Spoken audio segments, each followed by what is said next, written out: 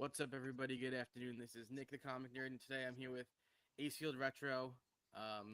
Say, hey, man, what's going on?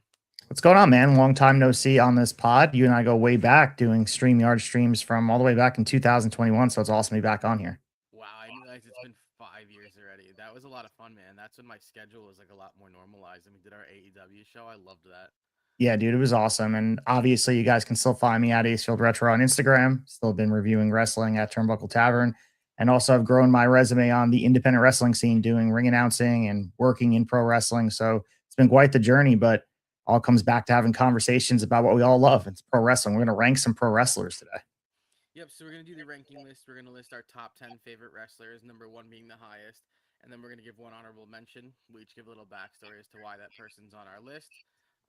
Tell each other how we feel about each other's picks. And if you're in the comments, feel free to let us know yours. Let us know if you hate our picks.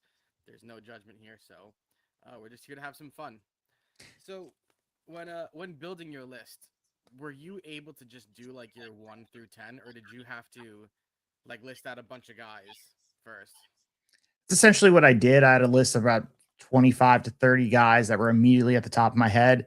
Then I started to move them around and rank them. And I had to do a lot of mental gymnastics to figure out where everybody belongs in the list because if everyone's not familiar with my wrestling fandom, I've been watching wrestling since I'm 6, 7 years old, and I still watch wrestling on the daily. So it's a nice eclectic mix of international flair. I have stuff from AEW, I have Ring of Honor, I also have some WWE. And to make the list, there also is sentimentality that goes into it because I think with rose colored glasses, we've been fans for a long time. A lot of these careers, we were able to put a bookmark in them and they continued, but also some of them are done. So we can actually see them in completion and know what the full legacy is. I'm curious what yours is. I really am because I think ours we'll probably have some crossover, but I think these lists for everyone out there, if you are listening, again, like Nick said, make your list.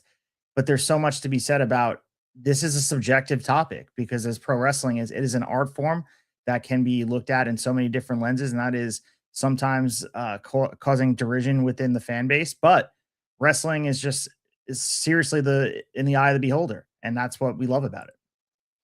Yeah, for sure. I think with how widespread wrestling is, especially now, and that's a big thing for me was until I met you, I was just kind of into WWE, and I had taken a long hiatus from it, and then I eventually came back like 10 years ago. So I was like heavy into WWE. So my list is like a lot more recent people. I think I feel like yours is gonna have a really nice scatter. Um, but I think all of our reasoning is gonna be great, and like I said, I do think we'll have a little crossover.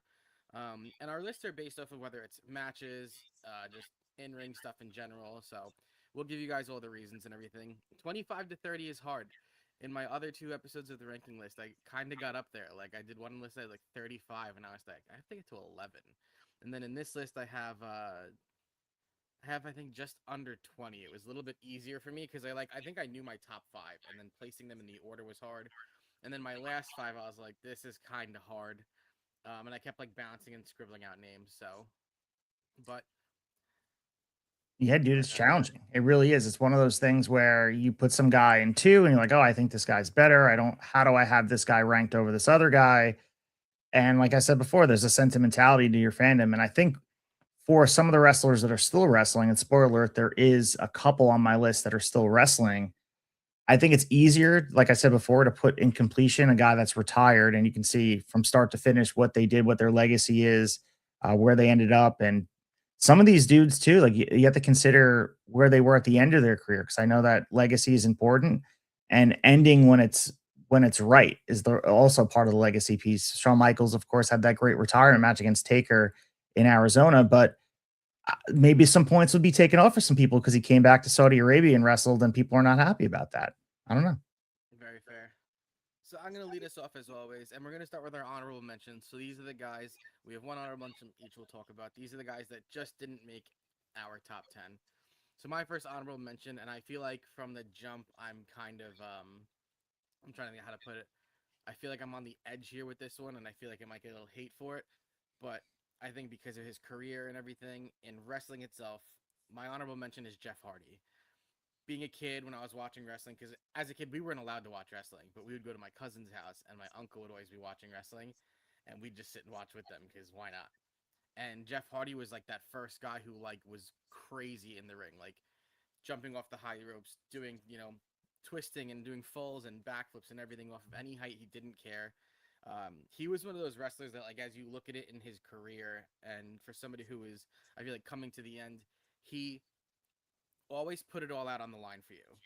I obviously know he didn't make the greatest life decisions outside of wrestling, but I think wrestling may have led to those things as well. But that's what's kind of the beauty of a story of wrestling at the same time. And I also always loved how towards the end of his career here, he would do the half face paint. I always thought that was the coolest thing because every time he came out, it was different, and it would sometimes match the sleeve he wore or something like that. And my final reason for Jeff Hardy, I think you were with us. We went to an AEW event. I believe it was at Barclays, and Jeff Hardy fought Darby Allin, and then I was like, wait a second, this kind of makes sense because wrestling is all about finishing the circle and going full circle, which I think is a term that wrestling fans like myself use all the time. I say it to my girlfriend, she has no clue what I'm talking about, but somebody like you understands it.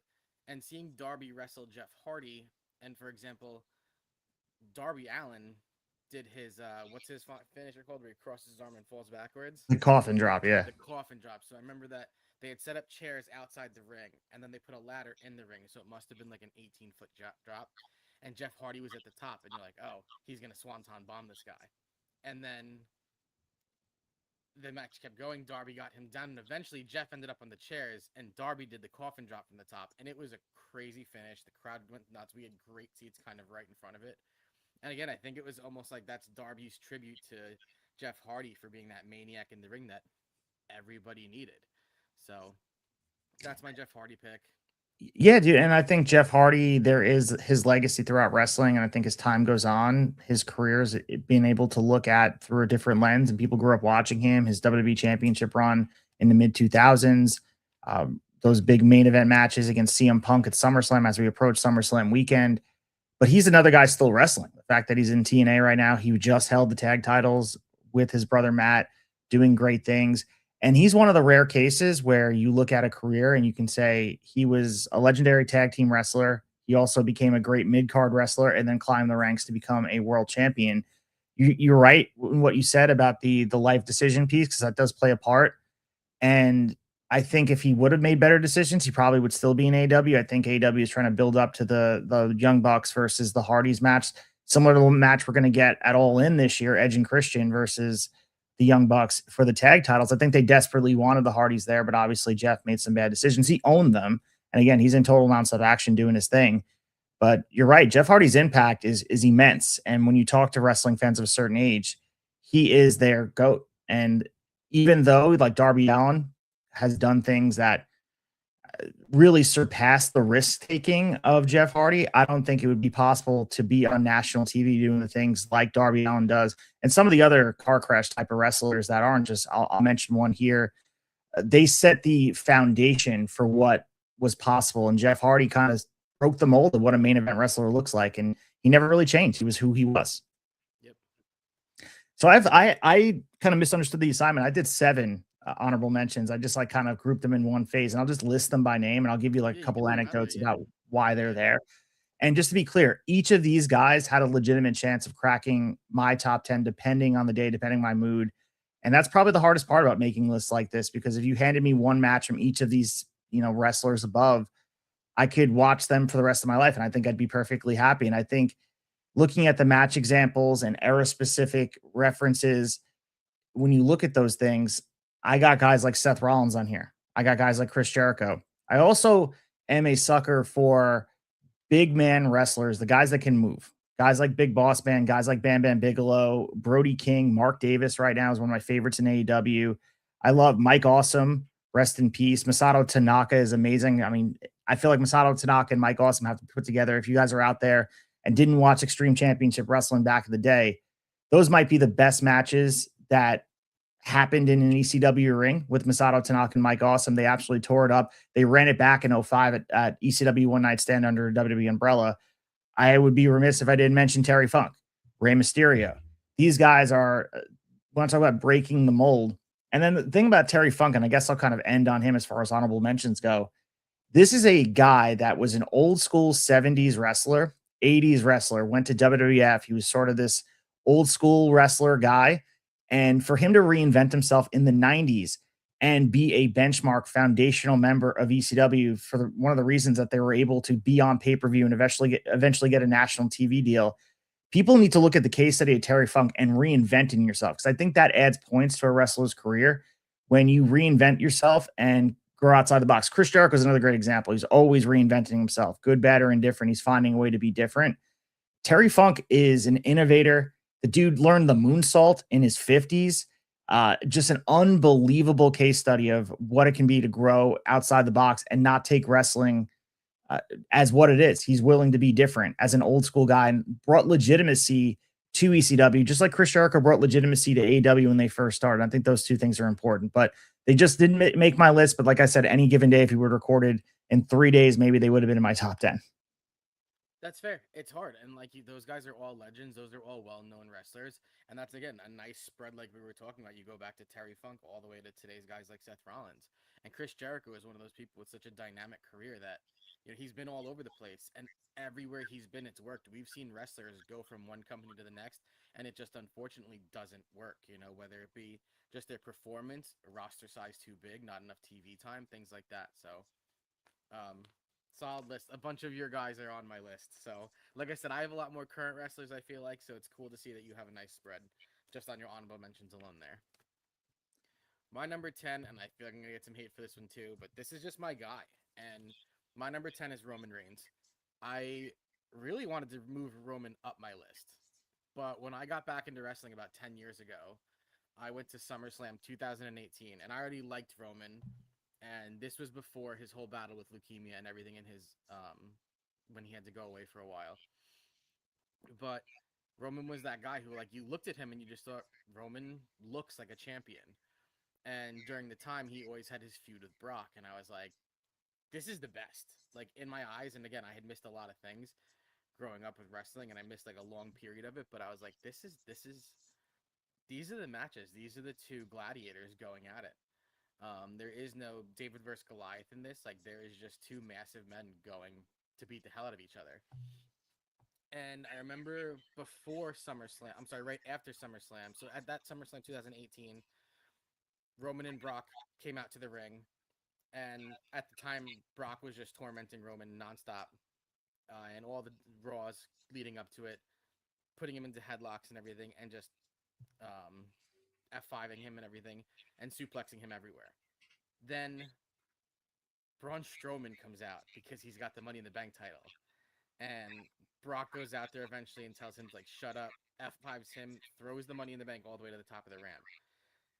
He steps in the ring, and the crowd starts talking to Brock, so he's not paying attention. And we have, like, corner seats, like, we're really low. And all of a sudden, the bell rings, and Roman just starts Superman punching Brock. And I grab my friend, and I'm like, oh my God, Roman could win. And it's just crazy that that vibe came for that. And you were just cheering for that guy because Brock was the villain. And you were voting and you were rooting for the hero. So it was really cool. And the same thing happened that was going on in the Raw as you saw Roman was about to lose and everything. And Roman ends up finishing it and spears Brock, pins him 1, 2, 3. Awesome match. Monday, right after SummerSlam, because he's now the champion again, he calls out Finn Balor and he's like, hey, you were the first. You should get another chance at this because you and me never got to do this. And they had a really great match also. And then from there, I know that Roman went through a lot. So, like, when he disappeared with the leukemia stuff and he got sick, it was really sad to see him just walk away and step away. Then he came back, and then obviously he had that really long run as champion, and that wasn't the greatest run, I'll admit it. But every time he went out there, I cheered for him because he just didn't wrestle enough in that, what was like a 3-year period he was champion or close Yeah. to it. So it was hard because he didn't wrestle enough for me. He was only wrestling at the pay-per-views and things, but I still thought that the whole run was great. He went through a great list of wrestlers that he was with along the way for that. And then came Cody Rhodes. And all of a sudden I was like, oh, maybe Roman is the villain. And then they had their whole feud and the WrestleManias that led through that. That first WrestleMania with Cody Rhodes, or the second one, I'm sorry, the first one he fought Seth, when it was Roman versus Cody, and you were like, Cody's gonna win, and then Roman won, and you're like, damn, this is crazy. And then they go at it again, and then the whole being the tribal chief, everything that Roman has done, I just feel like his story is long, but it's cool because that's the beauty of wrestling to me is that if you can take one story and all of a sudden it's, for me, it's 9 years later or 8 years later. To me, that's what wrestling is all about. It's been fun for that long, and I remember those moments and what led him to where he is now, and the whole thing with him going against Seth and explaining that to people who don't know wrestling. I'm like, no, you don't get it. They were like the best of friends in the Shield, and then that broke up. So that's why Roman's my number 10. I just think, in my eyes, Roman on my list here, I think Roman is like my true champion, even though he's sitting at number 10. Yeah, no, Roman certainly is a great example of seeing it through. And if everyone remembers the big dog days, and he was really the picked gem from the Shield. You mentioned the Shield and all three guys. I mean, just an amazing faction. May go down as one of the greatest factions of all time with what they've succeeded with outside of just together, but on their own. All world champions, Moxley, Rollins, and Roman Reigns. And the fans rejected Roman Reigns. Like, I think reinventing himself, we use that word reinventing. Roman did just that. And I always talk about this kinetic energy, potential energy in pro wrestling, where we look at what was created. And I think with Brock ending Taker's streak, that energy eventually went into creating Roman Reigns. And you mentioned the WrestleMania 31 main event, and event obviously Seth cashed in there in California, but Roman eventually defeated Brock Lesnar, as you referenced, and was the champion. I don't think that would have been possible if he didn't have followed all the way back to the Taker streak being ended in New Orleans at WrestleMania 30. That's why I'm so passionate about like modern day, like watching Gunther tap out John Cena and retire AJ Styles and retire Goldberg, and nothing has come of it. And Gunther he wrestled Pat McAfee to the limit. He's wrestling Nick Aldis, who both are essentially non-wrestlers. It just doesn't have the same vibe, and it kind of like, it's a wasted opportunity, because with Gunther tapping out and making the guy give up who never gives up was a perfect opportunity to have that kinetic energy and do the same thing you did with Roman Reigns to do it to Gunther. And yeah, Gunther's a world champion. You can pop him into a main event feud at any time, but now the sterno is not as hot. And that's kind of like what I was discussing on my show about Gunther and the missed opportunity. But Roman is a perfect example of utilizing it, seeing through, and now the reaction he gets in every arena. It's the Bloodline story. In my opinion, there's a 1A, 1B. Maybe there's 3 stories that are quintessential, the best WWE told stories. It's the Mega Powers at WrestleMania 5 with Hogan and Macho. It's Vince and Austin, and it might be the Bloodline.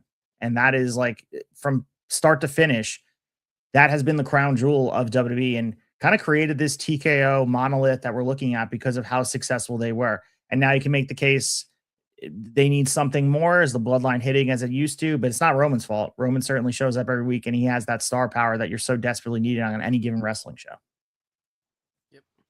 So for my number 10, I'm going with a local guy, and we see him on AEW screens now, but he is retired, Mick Foley. And nobody ever made me believe more than Mick Foley. He never looked like that stereotypical wrestling superstar, but I think that's why he connected with me, connected with a lot of wrestling fans. Obviously, Mankind, the character, Cactus Jack, as violent as he was. And let's not forget Dude Love. Every character felt authentic. Talk about reinventing himself. I feel like that is a theme here. None of them came across as anyone playing a role. And he also wrestled under himself, being Mick Foley. And I think his greatest strength wasn't his willingness to just go out there and tell a story as far as work rate goes. He was able to absorb punishment, kind of like we talked about with Jeff, kind of like we talked about with Darby Allin. Mick Foley was the OG at this. It was his ability to make every match feel like life or death. Hell in a Cell 1998 against Undertaker. Everyone knows that. One of the more iconic moments in wrestling history. Just unbelievable risks doing that. And what people may forget sometimes is how much emotion he brought to it. His feuds with Triple H, The Rock, Randy Orton, the matches with Edge, Ric Flair, Vader, Terry Funk, I referenced, Steve Austin, being tag champs with him. He told incredible stories in and out of the ring. And some of my favorite moments, I think back to him winning the WWE Championship in 1999. Probably the biggest pop I've heard on a TV screen when Austin's music hits. One of the greatest feel-good moments that the company has ever produced. The Rock and Sock Connection stuff with The Rock just showed how naturally funny he could be. Him being commissioner, also his friendship with Mr. McMahon, creating the Hardcore Championship. He somehow made one of the darkest characters, being Mankind, into the most lovable. Then he'd switch back to Cactus Jack when he needed to, and instantly became really one of the more dangerous men on the roster. I think where he like literally showed up for that Triple H feud in 2000, be like, I'm Cactus Jack now, take me seriously. and the fans did. And I also think, as far as legacy go, he changed the way wrestling fans look at who a star could be, who a world champion could be. He proved you didn't need to be a jacked up bodybuilder or a movie star or these guys, and that's fine in wrestling. All he needed was authenticity, and he was exactly that. Every time he would walk through the curtain, I think everyone believed that he would do something, anything to win a match, and everyone kind of looked at him as like he's one of us. And he convinced an entire generation that anyone can do anything they put their mind to. He was an inspiration to everybody. The crowd went absolutely crazy, and they still do. He deserves all the respect. Long Island proud. Mick Foley is one of the greatest of all time. 100%.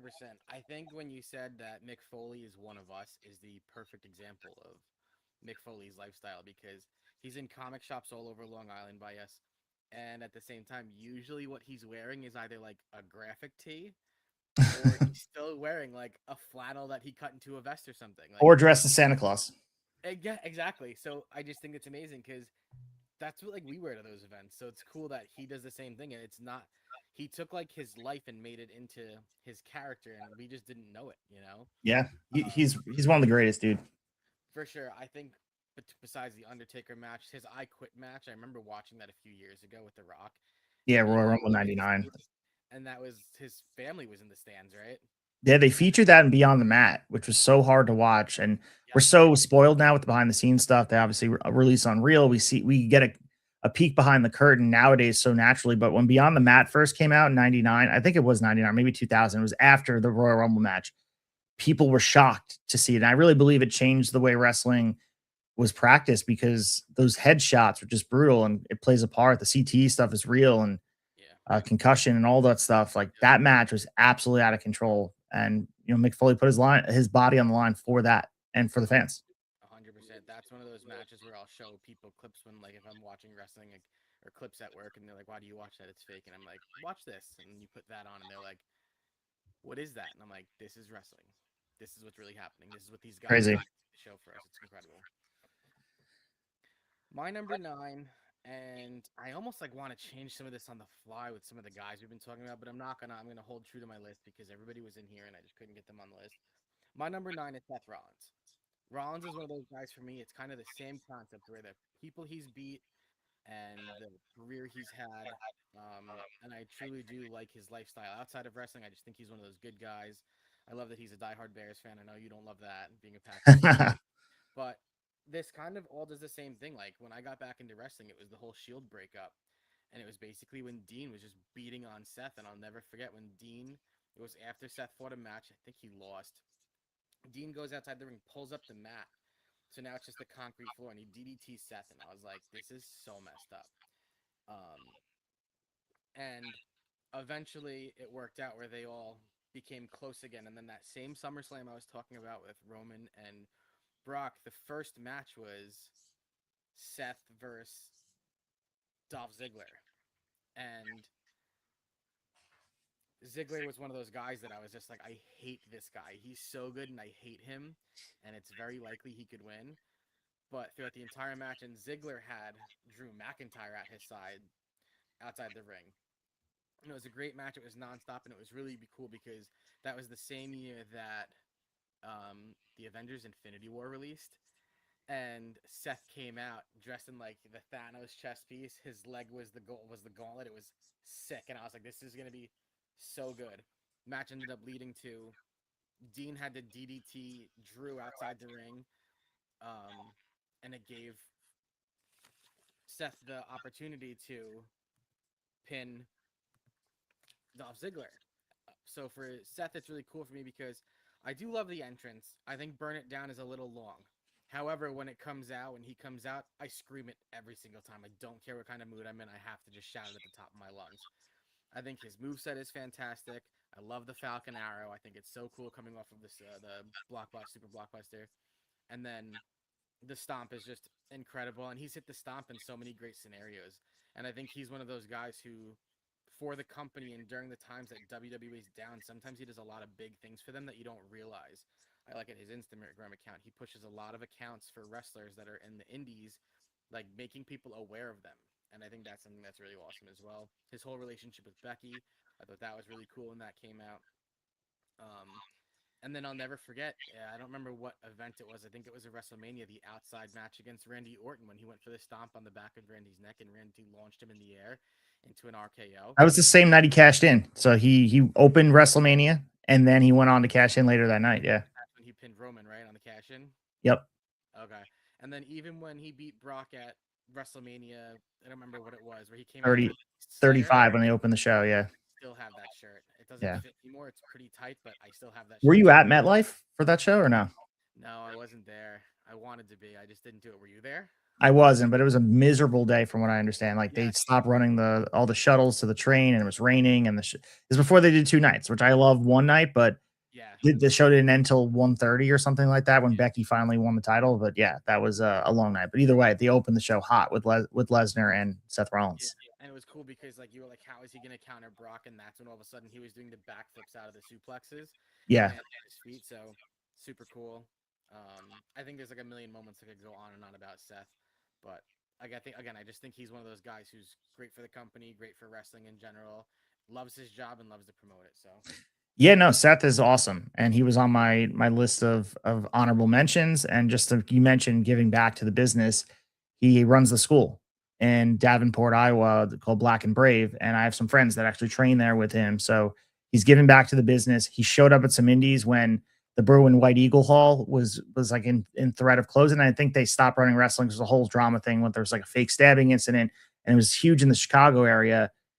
He showed up on the indies unannounced. He showed up to GCW one time just to kind of be there because Moxley was there because he was in the area for WrestleMania.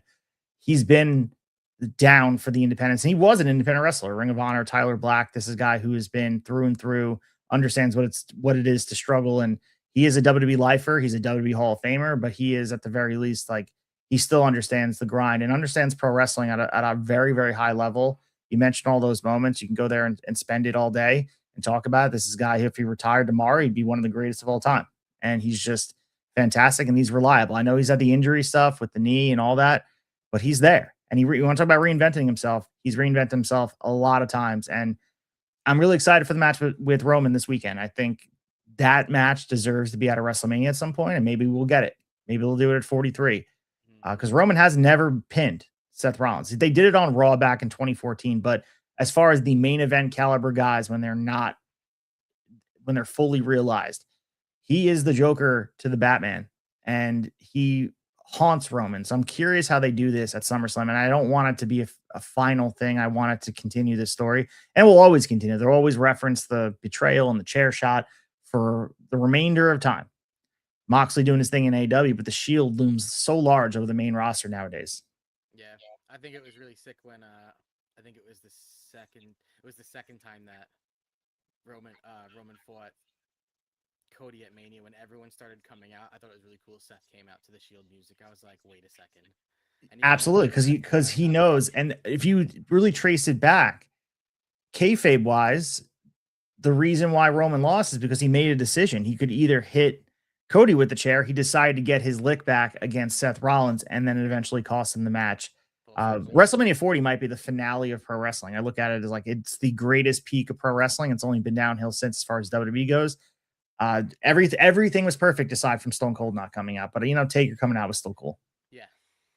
My number 9 is a current day guy, and it's Will Ospreay.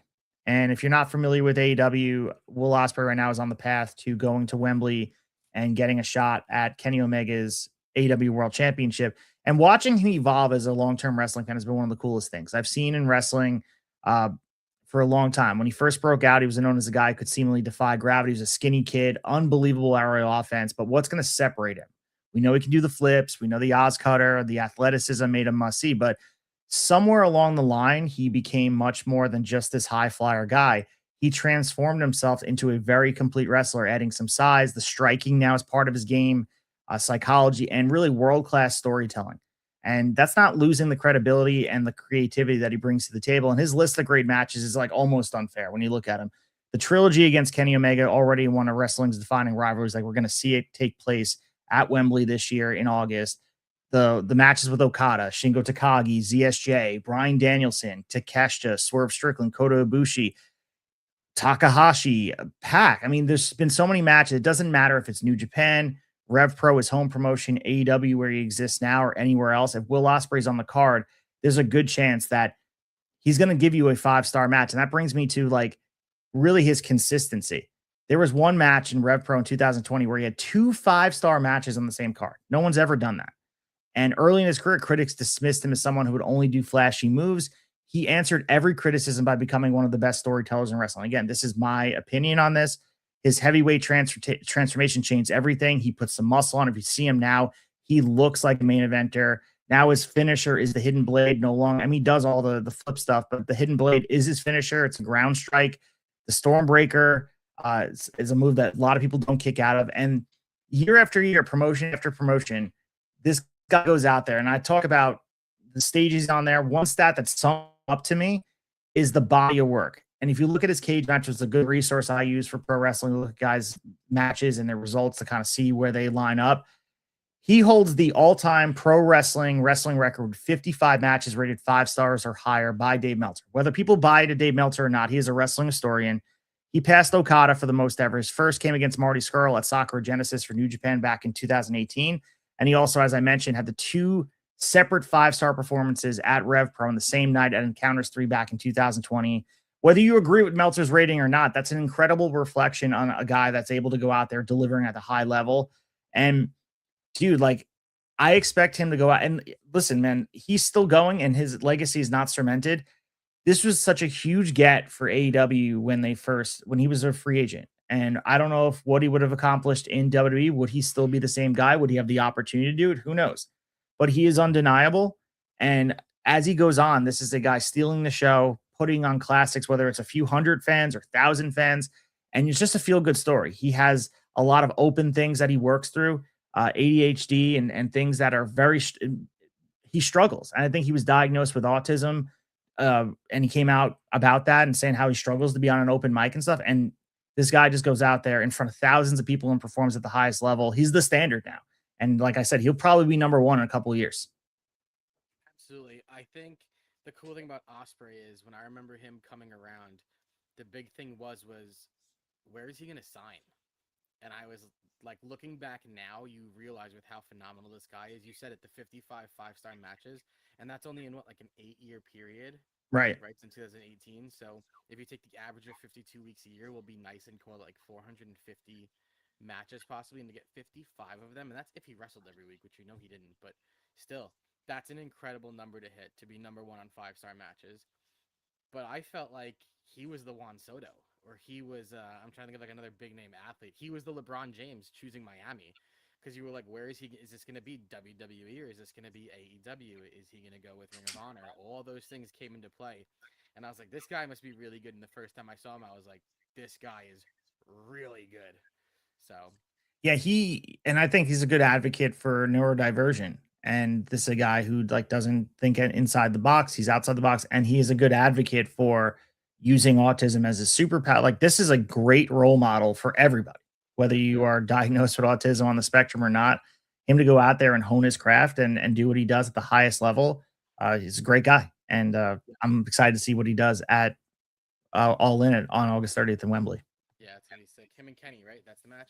Yeah, main event. Yeah, it's going to be insane. Going on to my number 8. My number 8 is a simple one, if you're asking me. My number 8 is Rey Mysterio. As a kid, you got the WWE games, whether it was SmackDown vs. Raw, or there was one for the GameCube. I don't remember what it was called, but it was like the best one. But either way, you were scrolling through, and if you didn't know wrestlers, everyone chose Rey Mysterio. He had the mask. You're like, this guy looks pretty cool. He's almost like that Power Ranger of wrestling. And for me, it's the fact that Rey Mysterio was that small athlete. Because I always have respect. I'm not a very tall person, but my respect for smaller athletes is just, I love it. Because Rey Mysterio is that guy who would fight anybody in the ring, and he'd put his heart and soul into it. He'd get the crowd behind him. So for me, Rey, between all the masks, all the different colors, the comeback, like he came back at Royal Rumble.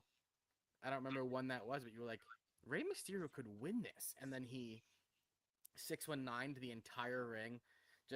I'm just a big Rey Mysterio guy. I always have been. I love that he got Dom into the scene. As much as like people want to say they hate Dom, you realize Dom is like the perfect villain wrestler. He's that ick that you just have to watch. You can't turn your head away from. So coming from Rey, that's kind of cool. I didn't really watch a lot of the Ray and Eddie stuff. I watch a lot of it now. I go back and watch it, and even just that. So for Ray to be where he is, to lose Eddie, and to still come back time after time, WrestleMania, I think it was last year, 2 years ago, fighting Dom and his wife being in the stands, and everyone cheering for Ray, knowing that they don't want Dirty Dom to win. And Ray again for a small guy, just the way he moves around the ring and does. You just don't know what he's gonna do next. And as he gets older, you can kind of see it, but you still show him the same amount of respect as do the wrestlers that are in the ring with him. Dude, the crazy part about him is the longevity, and he's still able to do it at a high level. Like, just for perspective, everyone out there, if you're not paying attention closely to his career, he debuted April 30th, 1989. He's 51 years old right now.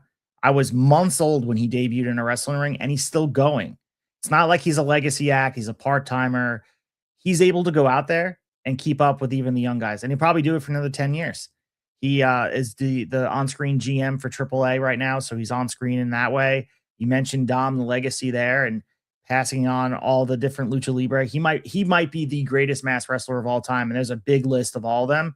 And the world's biggest little man that they call him, Michael Cole, always referenced that. Won the world championship at WrestleMania 22, winning the Rumble in honor of Eddie Guerrero in 2006. This is a living example of timelessness. This is the fountain of youth. I'm telling you right now, if you stop watching wrestling, if you're out there and you're like, oh, I haven't seen Ray in a while, he looks better than ever. He moves better than ever. He got the PRP treatment in Mexico, which a lot of that stuff's not approved here, but his knee is completely reshaped. He's had like hundreds of surgeries at this point because of the whether it's ECW, WCW, WWE, Lucha Libre, AAA. This dude has been all around the world and still doing it at a very high. Like, it's hard to quantify his impact on not just American wrestling and Mexican wrestling, Lucha Libre. This is a guy that is multifaceted, one of the greatest of all time. Like I said, he was not on my list. He should have been if we expanded this list. And on any given day, Rey Mysterio is one of the greatest to do it. And like, again, the mass stuff is the mass culture and Lucha Libre is so respected.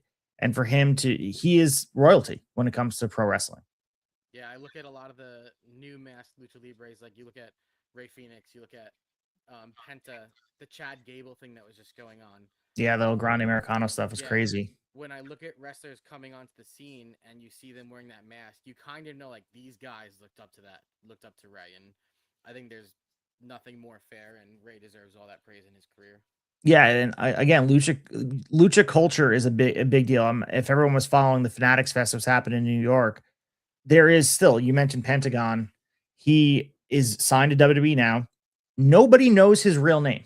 You go on Wikipedia, no one's ever seen what he looks like without his mask. There was a big controversy because there was a streamer, I'm not familiar with his work, but his name's Neon or something, and he was granted access to Fanatics Fest to the WWE guys, and he was told he can go backstage on his live stream, and Penta happened to be back there without his mask on. He had paint on, so it wasn't that crucial, but they revoked all his rights to be at Fanatics Fest, and I think he was also booted from Saturday Night's Main Event. He wasn't allowed to be there at MSG because of how disrespectful that was. And he's like, I didn't know it was on a live stream. Of course, people screenshotted it, but just to show how closely knit and respected Lucha community is, that you still, again, type in Penta's name. Nobody knows his name. In 2026, it's a guy who has anonymity out there as a character.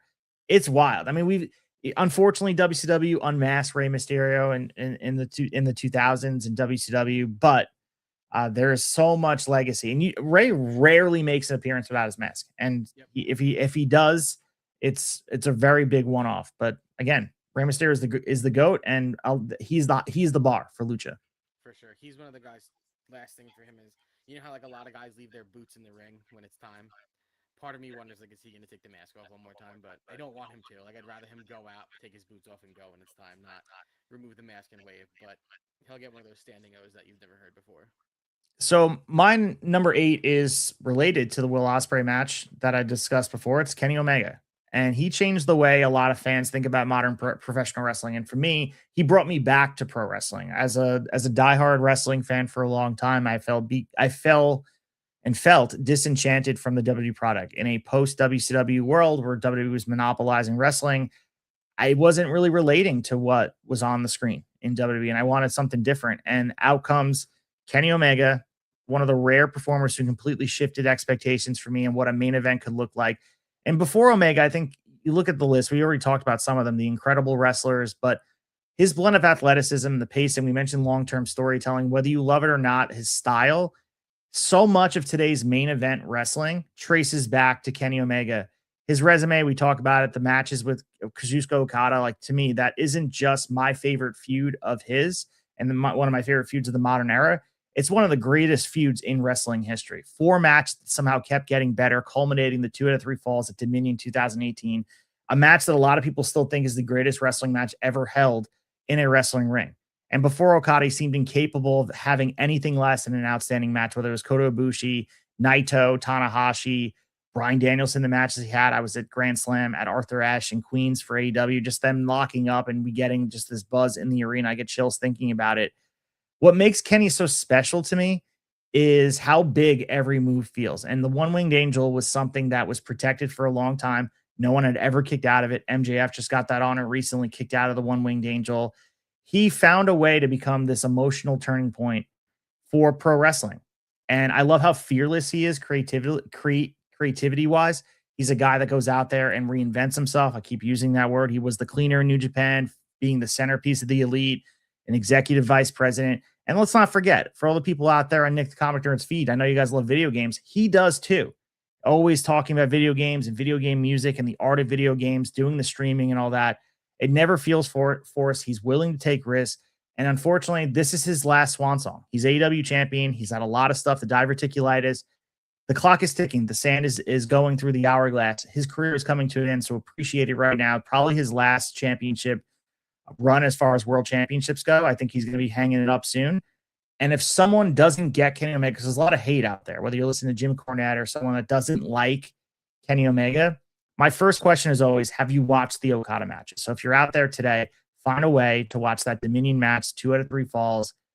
It blew my mind. I swear, like watching that match because I was so in this box. I watched ECW and WCW, but my first dipping of the toe into the pool of New Japan Pro Wrestling and seeing Kenny and Okada doing this in 2018 while we were getting a very lackluster product, in my opinion, on the WWE side here and there. I just couldn't believe that this was happening. And it just like, it blew my mind. And then eventually it kind of blossomed into what AEW became. Like, and I understand like New Japan is rebuilding and they're trying to develop new stars. There's a big reason why AEW exists is because New Japan Pro Wrestling proved that this style of wrestling can be popular stateside. 100%. Kenny is that wrestler who I was at that same Grand Slam match. That was the first time I saw him wrestle. And it was cool because that was also Bryan Danielson's, right? Bryan Danielson is his name. I can't remember which is his name in AEW. Bryan Danielson. He's Daniel Bryan in WWE. Yes, that's what it is. Okay. It was cool seeing him come out as the American Dragon and then Kenny coming out. And I was like, this is sick. Because I had no idea what I was watching. And that was the opening match of that show. But Kenny is that wrestler who, for people who don't love grapplers or don't love long matches, watch a Kenny Omega match. Because this dude is a video game character come to life. He's like exactly a Street Fighter character. This is exactly he's a dude that he's Dragon Ball Z personified, but a real person that goes out there and wrestles. Exactly. And he's another wrestler who I love that he doesn't hide who he is. Like, again, the video game thing, like he loves the whole Japanese style of everything. Yeah. He lived there for a long time. He speaks fluent Japanese now too. Yep.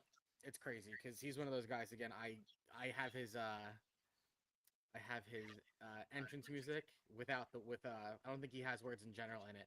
He does. Battle Cry. He is. Okay. I have Battle Cry, but without the lyrics in my running head playlist. That's amazing. With that first, yep, it's sick because when all of a sudden like it gets picked up, I just start kicking it, and I'm like, let's go. I had the honor of meeting him. I have a picture on my wall over here. Right after he lost the championship to Hangman at Full Gear, and he did this signing in New York. And now knowing what he was going through with the vertigo, he was wrestling in the ring while it was like moving around. If anyone's had vertigo, had the misfortune of dealing with that, very, very challenging. And then the injuries he was doing, and he still made the flight out there after the match with Hangman, fulfilled his obligation, was nice to everybody. I had a 5-minute conversation with the man, didn't have to, took a picture, signed some stuff. Again, gained so much respect. They always say, don't meet your idols. Well, meet Kenny Omega because he lives up to it and surpasses the expectation. Yeah, bet. My number 7 has the most erase marks. I had a lot of people in there, And again, it's one of those ones when I change in the fight. Like I had John Cena written in there. I erased him. I had MJF written in there, and I erased him for my number 7, Brock Lesnar. It kills me because like how I talk about Brock is how he's such a great villain, but sometimes the greatest villains make the greatest stories. You mentioned the Joker. If you think about Batman and all his stories to all of our comic book people out there, Batman isn't who he is without the Joker. A lot of these wrestlers aren't who they are without Brock Lesnar. They have to pass over that Brock Lesnar mark.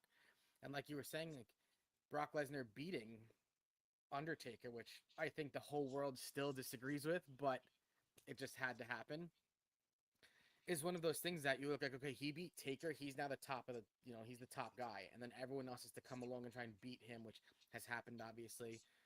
But it's cool too because I remember I used to work the overnights, and Bazada would give me his New Japan password, and all of a sudden I watched the match with the shooting star press. Like people don't realize, like Brock Lesnar used to do the shooting star. Like that's crazy. Like that big ass guy used to do that. Yeah. Between his UFC career, everything he's done, I just think is like actually really cool. And he's one of those guys where for me, he is that oh shit wrestler where when his music would come out, and it's crazy because every year I don't expect it at like Mania or right before Mania or at the Royal Rumble, I don't expect him to come out. Suddenly, that music drops, the skull appears on the screen, and you're just like, shit, because you forget he's there. But I love that. I've learned that, again, the villain sometimes makes the story. And again, I think he's my number 1 villain of wrestling. Yeah, going back to Brock Lesnar, and it's serendipity to discuss it. 2002, a young Ace Field Retro in the building at Nassau Coliseum was when he beat The Rock. The next big thing had arrived, won King of the Ring, and everyone was booing The Rock, young 25-year-old Brock Lesnar winning the championship. And one of the greatest first years in wrestling, and I'll get to another guy that I believe had the greatest first year in pro wrestling on my list. But Lesnar is undeniable, and I know there's controversy with him with the Janelle Grant stuff that was going on, and that's been settled out of court. And Brock is here. Brock is going to be on your screen. He's one of the greatest big men. You mentioned the shooting star. He tried it at WrestleMania 19, got concussed himself, landed straight on his head, and somehow finished the match. But he is a freak of nature, legitimate UFC heavyweight champion, a guy who tried out for the NFL, could do anything he puts his mind to. But the interesting part with Lesnar, and if anyone out there hasn't listened to the Stone Cold podcast, the Broken Skull session with Brock Lesnar, it was very illuminating about who he is as a person, because he doesn't like pro wrestling like a lot of pro wrestlers do. And I feel like there's some pro wrestlers nowadays with the NIL thing where they're coming into wrestling and they're not a fan of wrestling. They're just good at it. But he was a guy that obviously NCAA champion wrestler at Minnesota. He has gone into pro wrestling, and like he was talking about not understanding the gravity of what he's accomplished in the ring. And I don't know, I'm not sure how I feel about that, but like it does make you think about, he just goes in there and does his job, and it doesn't feel like him breaking Taker's streak meant so much to everybody, but it was just another day at the office for Brock Lesnar kind of. But he's another guy. I keep using the word hashtag reinvention. He has to reinvent himself over and over again, the Suplex City stuff. But if he wants to go out there and have these matches, I ask everybody, go out there and watch his match with Eddie in 2004 for the World Championship, his match with Kurt Angle, his matches with Kurt Angle. I mentioned WrestleMania 19, but SummerSlam 03, a fantastic match between the two of them. He wrestles completely different nowadays, but he's still just as impressive. And again, this is a guy that is an absolute mastodon come to life. Yep. And I think my favorite part of him is he's another guy who I think is getting ready to pass on the torch. And between the Obafemi stuff and everything, you look at guys like that, and it's been hard for bigger wrestlers like Oba to get a chance because sometimes there just aren't enough people like at your structure and your size to match up against. But Brock is proof that, hey, you can still do this. That's my thought for him. Yeah, I could go on a rant about WWE and how they push younger stars, because I think in the early 2000s they did a much better job of getting the next generation ready and making them main event stars. Now there is a queue that is accruing right now where they wait. We saw the Unreal review that Braun Breaker was supposed to win the 2026 Royal Rumble, whether that's kayfabe or not, or like they're swerving us. They balked at it because they didn't know if he was ready. But what happens is guys get hot. Oba was as hot as ever when he beat Lesnar. Yep. And then they went on to defeat him again at Clash in Italy. And now they're out to have their Hell in a Cell. And I fully expect Oba to win. But they stifle the flame a little bit. They never let it fully blossom. Like Braun Breaker feels like just another guy. But if you would have went back to December/January, he felt like the next big star. And whatever we talked about Roman already, but guys like Cody, guys like Punk, they like occupy the top, and the longevity of their career is much longer than it did because people forget like Austin's main event run, injury shortened, of course, but it was from 97 to 2001. He was out of the company by 02. 03 was his last match at WrestleMania 19. So it's not that long. The rest of these guys, like 15, 20 years. So it's hard to push through that glass ceiling on the main events, which is just a different culture and different stakes, by the way. TKO and the things that the big ESPN deal and national TV. This is a lot of guaranteed money. The site fees, they want the biggest stars. So it's hard to experiment. Like, let's see if this guy works. It's not the same as it was back in 1998. 100%. I remember, I think it was like 2023. It was one of the years that Cody won the Royal Rumble, and I was texting you, and I was like, who's going to win this? Because it was bad. Everything was not very good. And you were like, put Braun Breaker over. Do it right now. And I was like, that would be sick. And then they, like you said, they just didn't pull the trigger on it. It's hard, yeah. But this year they still didn't pull the trigger on it. So, and they won't. Maybe he wins the Rumble this year, but they need something guaranteed right. It would almost shock me if we didn't just get an established star winning the Rumble. That's how it's been, especially with WrestleMania being in Saudi this year at 43. So for my number 7, I have the Dead Man, The Undertaker. Nobody, we use the word reinvention, reinvented themselves better than The Undertaker. Very few wrestlers stay relevant for 5 years, let alone 30 years. Mark Calloway, The Undertaker, he evolved at every era. I mean, he made him very special. He went from the supernatural deadman that scared kids to the American badass biker into the ruthless big evil, and eventually became this legendary veteran gunslinger, went out there whose entrance made everybody feel excited. Every version felt fresh. The longevity is almost impossible to comprehend. Debuts in 1990. Talk about Rey Mysterio still going, by the way, which is insane. But WWF champion just a year later, remained one of the company's biggest attractions, the late 2010s. The iconic rivalries, whether it was his kayfabe brother Kane, the Mankind Hell in a Cell, Shawn Michaels Hell in a Cell, first one at Bad Blood, Triple H, Bret Hart, Stone Cold, the list goes on, Rock, Lesnar, etc. The WrestleMania thing you have to discuss here, where it eventually became bigger than championships on that stage. Every year it felt like wrestling fans circled that match on the card that they're going to be witnessing something special. I think the culmination of all of that was Shawn Michaels at 25 and then Shawn Michaels at 26, two of the greatest wrestling matches ever wrestled in a WWE ring. Triple H's back-to-back wars, the match with Batista, the championship classic with Edge, the match at 29 at MetLife with CM Punk, after Paul Bearer had just passed away, by the way. And what I've always appreciated most about Taker was he understood storytelling. And that's something that has been a through line through all these guys. He didn't need to wrestle every week because his presence felt something. And he kind of set the tone for, it was WrestleMania season when he showed up, the gong, the lights going dark. This is a guy just coming to the ring. The streak was so iconic. The Undertaker is so revered that when he started doing this podcast, people were kind of weirded out, like listening to him speak not about kayfabe, but he kept it close to the vest for a very long time. This is a guy that somehow you have a occupation gimmick. Back in the 90s, they were giving people, whether it's Duke the Dumpster Droese, you had the Goon as the hockey player. He essentially was like a mortician, like a dead dude. And he somehow evolved that. It was the perfect guy to create this perfect gimmick at the same time without feeling cartoonish. And the business changed around him. And guess what he did? He adapted. So The Undertaker is my number 7. Fantastic. I kind of like went wide-eyed when you said the Taker for 7 because I feel like he's somebody who's in everybody's like top 5, top 3 maybe, but I respect him. I'm just happy he's on your list in general.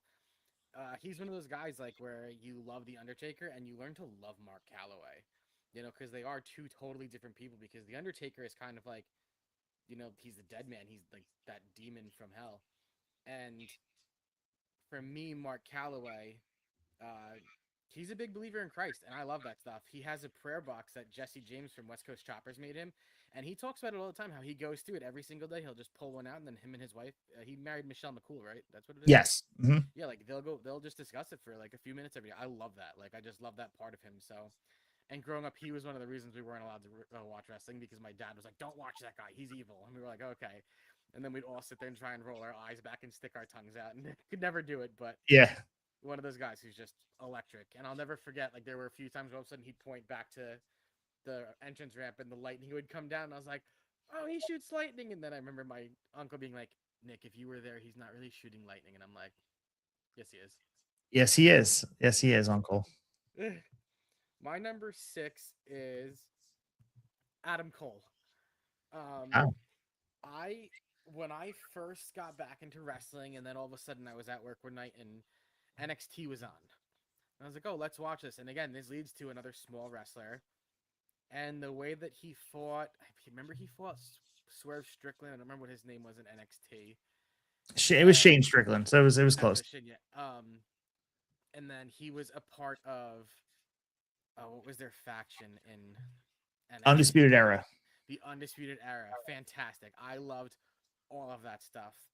Him and I can't remember who the two other guys were. He fought Gunther in NXT, who at the time was I wouldn't remember his name either. This is so long Walter. ago. Walter. That's right. But Adam Cole for me was that small guy who had a great move set. The boom always. I was like, no matter what, like even now, like if I watch something old, I'll make my girlfriend like, put your thumb out. She's like, no. I'm like, put your thumb out. You'll know what to do. And then all of a sudden I would do it, and she'd just be like, I'm like, that's not it. But his move set, Panama Sunrise, is such a sick move.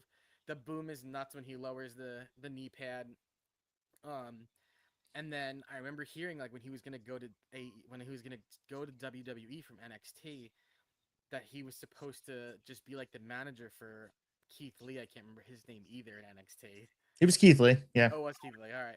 And I was like, no, don't do this to this guy. Like, don't call him up for that, because he was like the leader of NXT for Yeah. a long time, and he was that match guy for a Tuesday night. His stuff was six, and NXT didn't get a lot of pay-per-views, but he was always in them.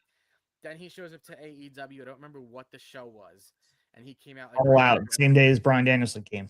Oh no way! Okay, and I was like, this is nuts. And I remember going home and immediately ordering the All Elite Gold Bebe shirt. And then I named my fantasy baseball team after him one year. I like mixed it with I can't remember, it was like the Nick Castellano thing. And then I loved his AEW run. I loved what he did with MJF, how they hated each other, and then they were best friends, and the whole thing with the mask, like all of it. I just love Adam Cole's story from start to finish. Obviously, the injuries have killed him. He's not exactly a nice person outside of Oh yeah, no, WWE. I didn't hear that. No, you ever see him on Pat McAfee? Well, I know he was. I feel like they were working their feud though, Oh, you think so? Okay. See, I think he has like a big Napoleon complex where he doesn't love to be called small.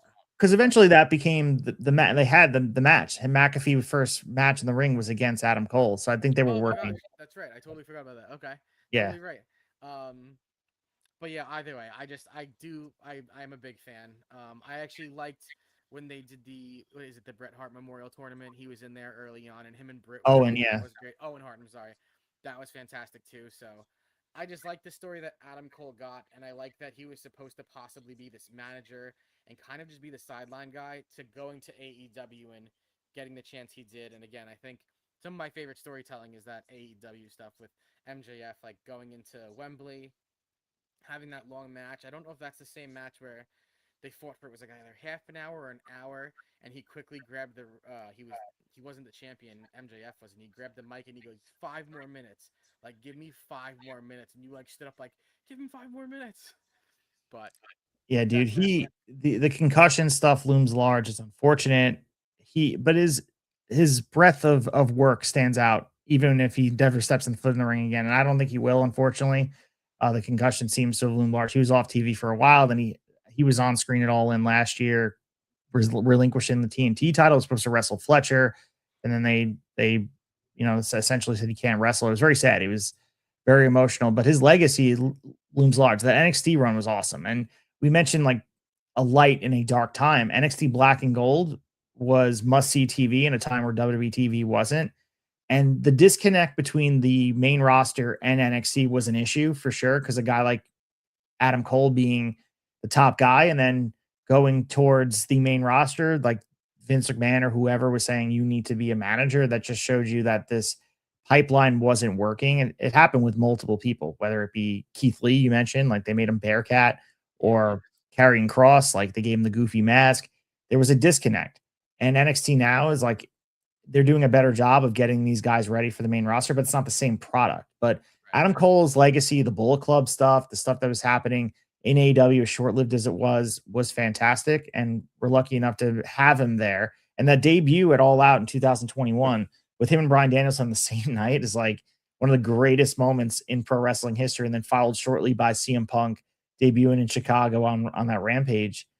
Crazy, dude. Like what a run for AW. And I think they're hitting that mark now, but like nothing will ever top that of like hearing Danielson come out and Adam Cole came out on the same pay-per-view. It's like, oh my God, it was insane. Yeah, absolutely.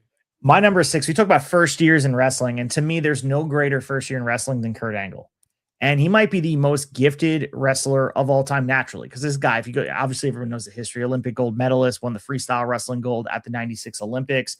With a broken neck, he walked into pro wrestling with almost no respect for the business. But he completely mastered it in record time. Within a year from his TV debut, he won King of the Ring, the WWE Championship, the European Championship, the Intercontinental Championship, and was a main event star. Triple H has been on note saying this is the guy that has picked up wrestling the fastest. And what separates him, of course, is there isn't a single style he couldn't excel in, whether it was the amateur wrestling clinics we saw with Benoit, I know we can't mention his name, the all-time classics with Shawn Michaels, the hard-hitting wars with Brock Lesnar I alluded to, the technical masterpieces with Eddie Guerrero, the battles with Taker, and let's not forget his run in TNA, AJ Styles, Samoa Joe. No matter who was across the ring, this guy was matching them bar for bar. And let's not forget, pro wrestling is not just about in-ring, it's about comedy and being able to have timely comedic timing. And he was elite at that. The tiny cowboy hat, the milk truck, singing Sexy Kurt during the build against Shawn Michaels, the smile, and somehow making Edge getting everyone to chant "You suck" into one of the greatest chants ever during a wrestling. Technical wrestling, his ankle lock, the German suplexes, main event credibility, whether it was WWE champion, WWE champion, world heavyweight champion, carrying SmackDown, being the face of TNA. I know the Dark Side of the Ring episodes just dropped talking about acquiring Kurt Angle, changed the face of TNA. One thing I appreciate, again, similar to all these guys, is the punishment he endured. Neck injuries would have ended most careers before it even started, but somehow Angle kept coming back and having matches of the year. He wrestled Brock Lesnar with a broken neck at WrestleMania 19 and somehow made it through the match. And somehow Brock Lesnar was the dude that was like concussed and not able to see, and Kurt Angle got him through. He became one of the defining performers of two different eras of pro wrestling. And sadly, WWE lost their touch of retiring guys. That's why I appreciate AEW nowadays, how they retired Sting. But the way Kurt Angle went out against Baron Corbin still rubs me the wrong way. But it's still insane to think of all that he's accomplished, not even starting professional wrestling until his 30s. Most wrestlers spend a decade trying to like learn that, and they're just half as good as Kurt. So we'll never see another Kurt Angle, one of the greatest of all time. I was wondering who your first night of wrestlings was going to be. I'm like sitting here thinking he wasn't on my list because, again, I wasn't too big into that. But I think the American Hero with the broken neck winning at the Olympics is so good. The story that then led to WWE for him. And to be honest, Kurt Angle is my favorite Raw manager of all time. I know that sounds crazy, but that was like the age of wrestling I got back into. And he was managing Raw, and Paige was managing SmackDown. And I thought both products were great for management. And it was one of those things where I thought it was excellent when they would do Survivor Series and they do the 5-on-5 elimination matches. Kurt Angle's a great pick. And I always felt bad that they couldn't get his son to where they wanted him to be. Is that guy is even his son? What's his name? Oh, Jason Jordan, not his actual son, but okay. Either way, he got hurt as well. Yeah, 100%. But it just wasn't working before that. But Kurt's one of those guys I think who was always willing to stick up for his guys and just a great main event wrestler, like you were talking about. My number five is Sting. This was a hard one to put at 5. I wanted him higher. So when I met you and we were doing AEW and you guys were like, oh, Sting had like just come out at that point. And the whole thing with him and Darby, and I think a lot of Darby's face paint comes from Sting, and the whole concept of it. But for me, Sting was cool because watching him at the end of his career, and then there was eventually a match where he came out as Surfer Sting. I don't remember who he was up against. I think it was a tag team. It was him and Darby and somebody else. But either way, Sting was that guy that to the end put it out on the line. Like he would climb up the stairs, stand over the railing, and he would still drop onto people. Like to me, that's nuts at the age he was at. And then to go back and watch, again, when I met you, I started watching Nitro. And I was like, wait a second. Like, this is so good that Sting was, like, their big guy. And it was cool that led, like I said, all the way to where we are now. And I don't remember much of his WWE career, except for in the video games. The black bat was always super cool to see. The leather jacket, the whole getup was always great. But for him to go from that blonde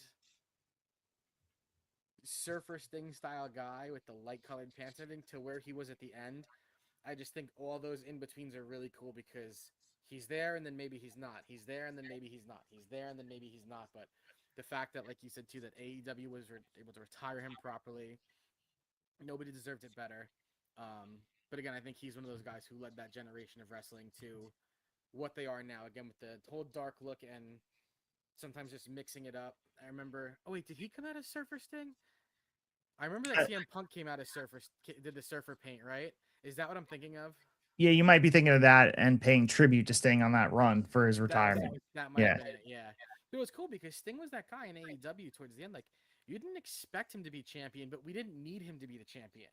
We just needed him and Darby out there every night to go do crazy stuff. Their match at Wembley, with the coffin match, I Yeah. believe it was. That was a crazy match. So again, Sting through and through. I can't imagine he had to be. Was he before Rey Mysterio? Do you know when his career started? Sting, yeah, he was before Mysterio. Yeah, he was Yeah. NWA champion in matches with Flair.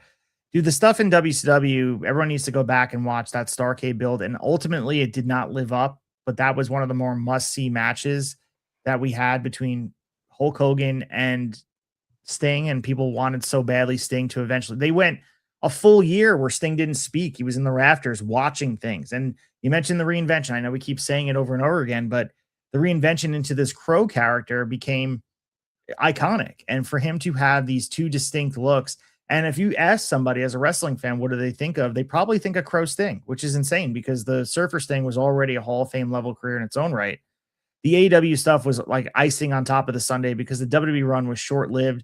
He did get hurt in that match against Seth Rollins. The match with Triple H wasn't great. They they they did him dirty. I'll be honest with you because it's a WCW thing and WWE won the war, so they never were going to pay proper homage to Sting and what he brought to the table.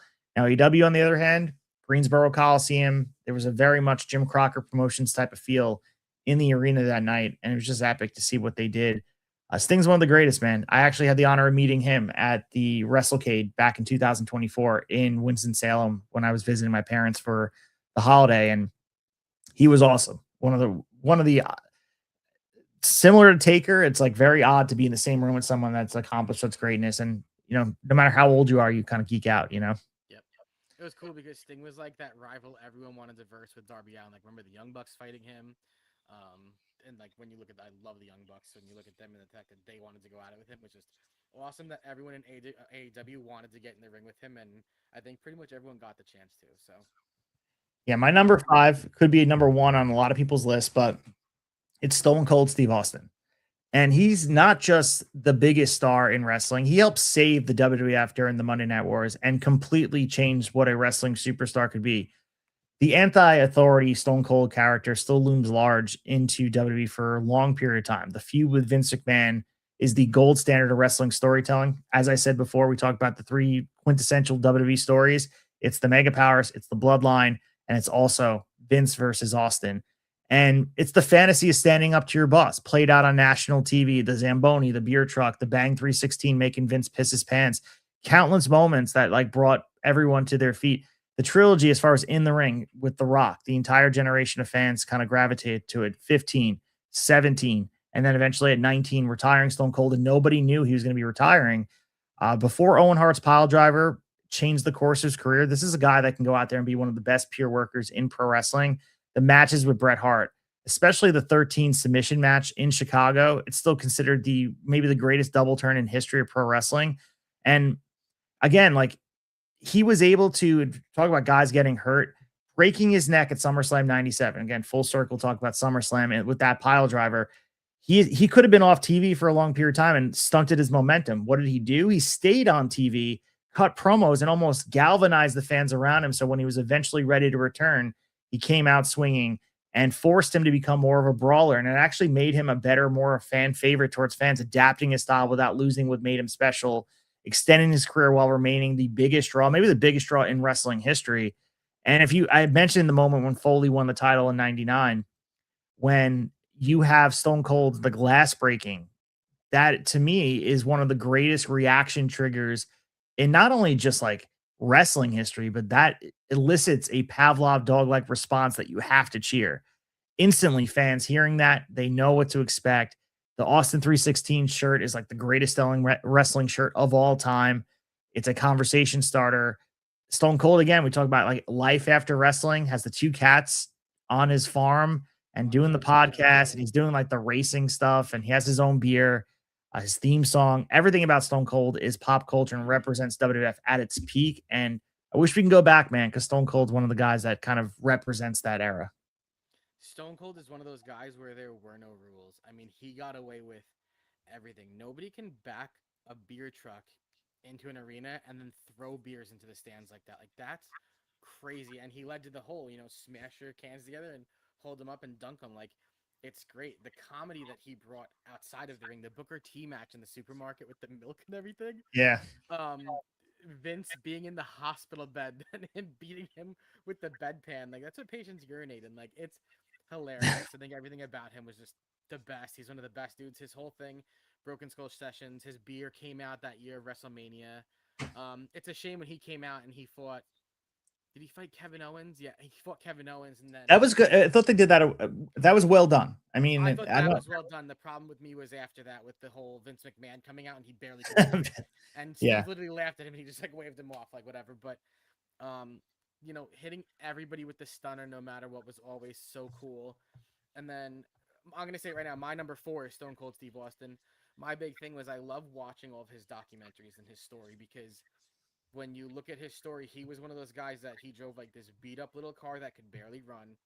And he would say, he's like, I'd have to try and get everywhere on like little to no gas and little to no money. He's like, I would go into the supermarket. He's like, and I can afford a can of tuna and 2 potatoes. And he's like, and that's what I would eat every single day. He's like, and when things weren't working out, I didn't know what to do. He's like, WWF, I guess, takes me. But they were trying to figure out his name. And his wife had made him a cup of, I don't know if it was a cup of tea or a cup of coffee at the time. And he took a sip of it, and they had been talking for so long, he had never sipped it. And he said to her, he's like, this cup of coffee is stone cold. And she looked at him and she's like, that's your name.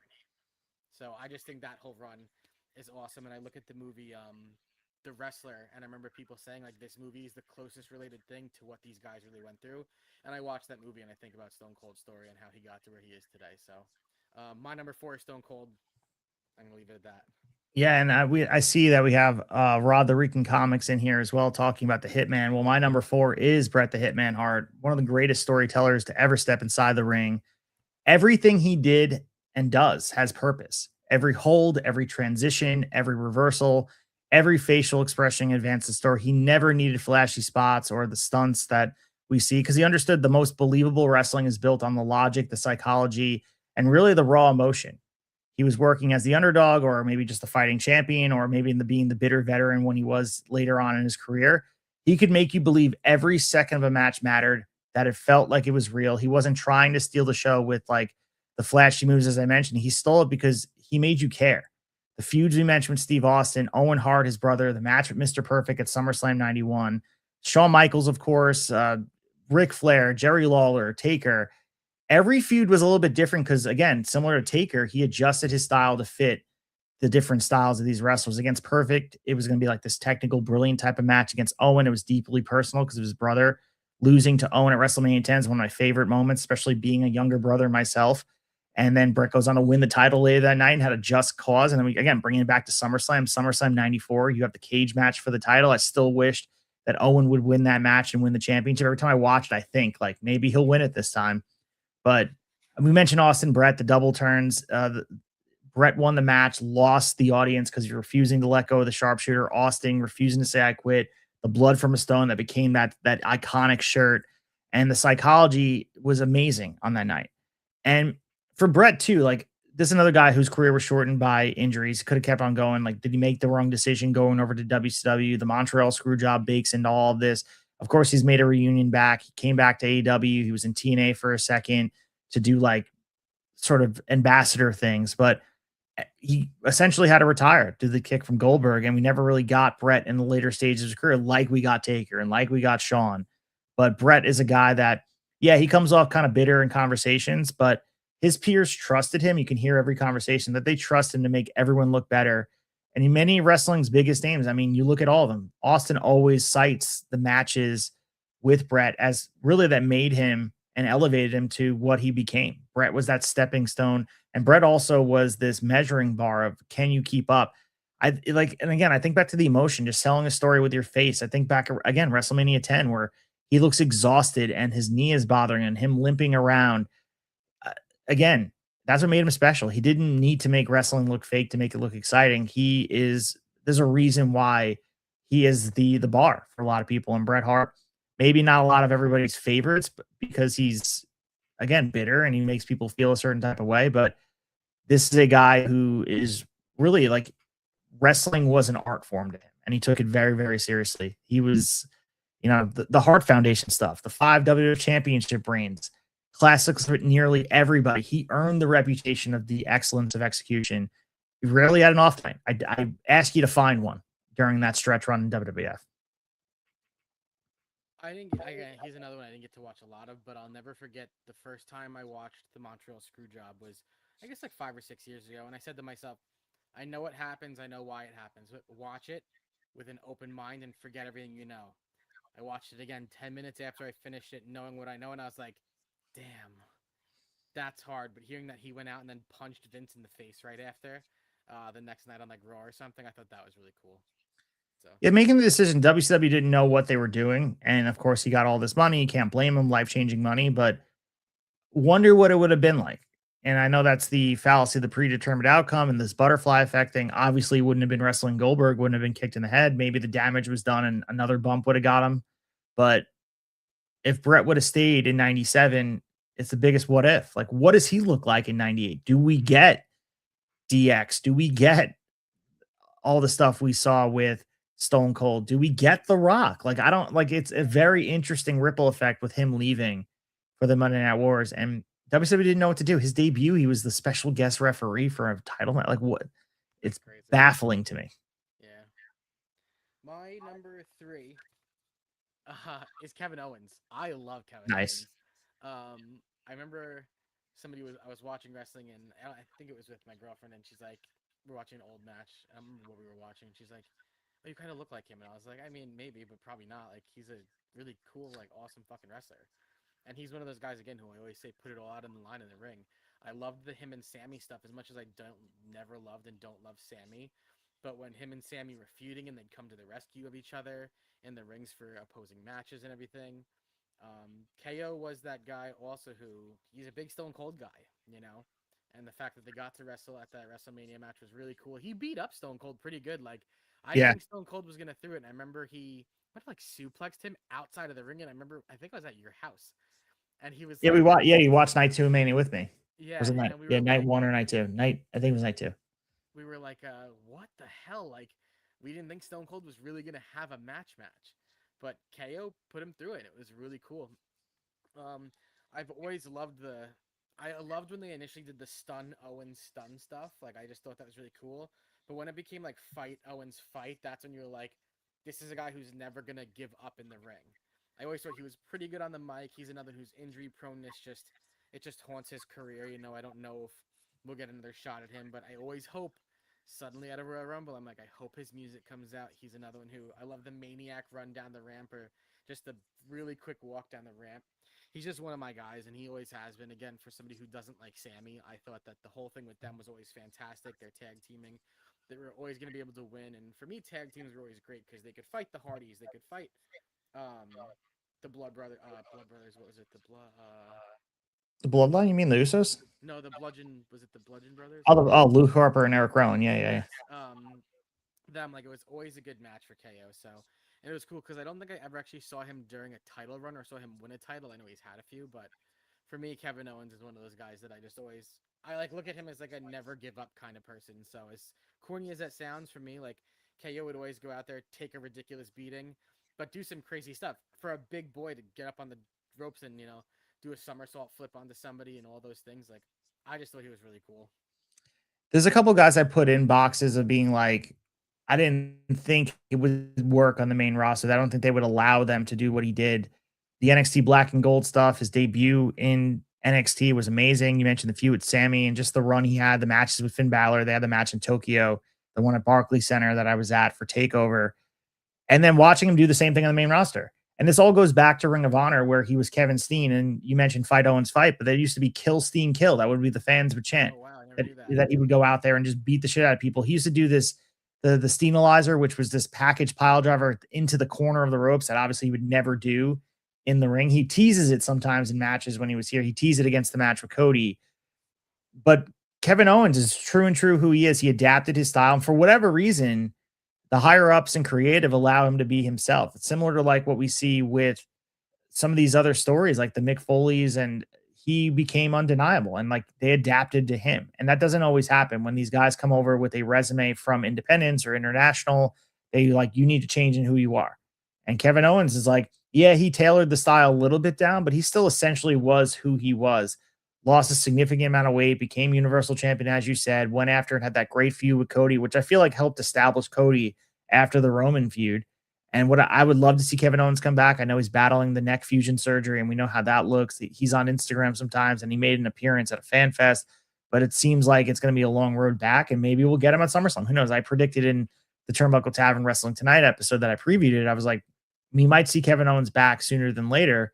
And I really hope so, because as you said before, I feel like the rest of the story is unfinished. He has a lot more to do, especially since Sammy just came off winning the title. It wouldn't shock me to have him get involved in this number one contenders match with Sammy and Finn Balor and somehow come out and maybe just reignite something with Sammy between the two of them, because they have unfinished business. But last thing I'll say about Kevin Owens is having the opportunity to main event 2 WrestleManias.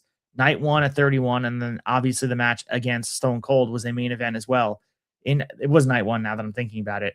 But wrestling the Usos and paying tribute to PWG and independent wrestling on that same card, fantastic moment. Kevin Owens is a great pick. He's not on my list, but again, he probably should be. Who you got for number 3? My number 3 is the Heartbreak Kid, Shawn Michaels. And it's kind of funny that these strange bedfellows sit next to each other on my list between Brett and Shawn, because they're interconnected, whether they like it or not. The nickname Mr. WrestleMania wasn't marketing. I think he did earn that over 2 decades by consistently stealing the show when the pressure was at its highest. Whether he was open the card or closing it, Shawn Michaels had a way of making every WrestleMania and every event feel like it was bigger because he was on it. The Iron Man match with Brett at WrestleMania 12, the classics against obviously Taker, we mentioned the match with Ric Flair where he retired him, the match at 19 with Chris Jericho at Safeco Field, the matches with Kurt Angle at WrestleMania 21, the ladder match, the first ever ladder match at WrestleMania 10, changed the way we view these types of matches forever. What's even more incredible is that his career essentially was split into 2 Hall of Fame runs. I was mentioning this on Wrestling Tonight, where had the back injury in 98. Many believe we'd never see him wrestle again. 4 years later, mentioned SummerSlam 2002, he makes his return, has that street fight against Triple H. And if you kind of put it in between, you have an argument on which half of the career is better. And for me, like the second half might actually be better. And that might be blasphemy to some wrestling fans, but the unbelievable run. We mentioned Triple H, we mentioned Chris Jericho, Kurt Angle, John Cena, Ric Flair, Batista, Taker, all those runs in the second half. But beyond the match quality, he has the unmatched ability, similar to what we talked about with Brett, and just in a different way to make their opponents feel like they belonged on a bigger stage. He could fly around the ring, the finishing move being sweet chin music, whether he was the leader of DX, which was revolutionary in its own right, being the Heartbreak Kid, or just this wily veteran guy who refound religion and was this guy that was a good role model later in his career. He might be the only wrestler I can randomly throw on any pay-per-view match and expect it to be great, because that's what he did. It doesn't matter who he's wrestling. If Shawn Michaels was on the card, it was a good chance that you're about to spend 20 to 25 minutes really enjoying yourself. Shawn Michaels is another guy who I missed a lot of his career, but I think Shawn Michaels led to guys like Seth Rollins, for example, for me, where, Sure. you know, that kick is just nuts. Shawn Michaels could land that on anyone, anywhere, and out of nowhere, which was crazy, you know? Similar to the Thunder, dude. I love that finishers that come out of nowhere and they're adaptable. That's what you have to think about when you're just developing finishing moves, that Shelton Benjamin hopping off the top rope and getting sweet chin out of midair. Right. The stunner comes out of nowhere. Like these things snap and you figure out a way to end a match in any different way. It's the inevitability of these finishers being hit is really fun. Yeah, I love the I love you thing to Ric Flair. And every time Shawn Michaels turned on somebody, you weren't expecting it. And I mean, I remember when he just turned and kicked Triple H, and I was like, what just happened? Like, what did I just witness? Because those are the things that you just don't expect, and that's the great surprise of wrestling, is you never know what's going to happen next, and when those things happen, you just don't forget them. They live in your memory forever as wrestling fans. So I also love what Shawn Michaels does with the NXT run right now. Like, I mean, he's one of those guys who, again, promotes these wrestlers and, like, really helps get them to where they need to be a big part of a show. Shawn Michaels makes NXT feel necessary because people won't watch those smaller shows. Because I mean, I get it's like the minor league of wrestling, but at the same time, like he makes it valuable. He keeps people there for a good amount of time so that they can be the star of NXT and then go to WWE with a known name. I think that's huge for younger wrestlers. My number two is somebody we've already discussed. It's Undertaker. Again, my big thing with Undertaker has always been that he was the first like evil looking person that I loved to root for.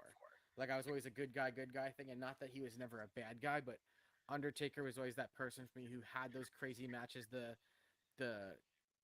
reaching up from underneath the ring. I'll never forget that. And when we were younger, obviously, but when you see that, like that meant so much to me because I was like, this is like watching one of the best movies. The match with Kane, where I can't remember who ended up in the coffin on fire. I think it was Taker, right?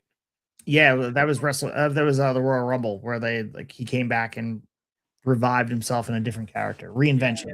Yes, exactly. Yeah, that's I mean that's the big word of our show right now. It's just been that reinvention. But for me, Undertaker, as you had said, all of those things that his when he was your number seven, all of them lead into my number two. And again, I'm just a big Mark Calloway guy too. Like I love listening to him talk. I love listening to him speak. I like hearing all of his little excerpts on Instagram and everything. So, quick one for me, but my number two is the Undertaker. My number two easily could be my number one. And famously, if you guys listen to any of the shows I do on Turnbuckle Tavern, I am the biggest Bryan Danielson fan. And he's my number two. And again, on some nights, he could be my number one. If someone asked me to explain pro wrestling in one match, I'd probably start by putting a Bryan Danielson match on. He's the closest thing wrestling has ever had to a complete package.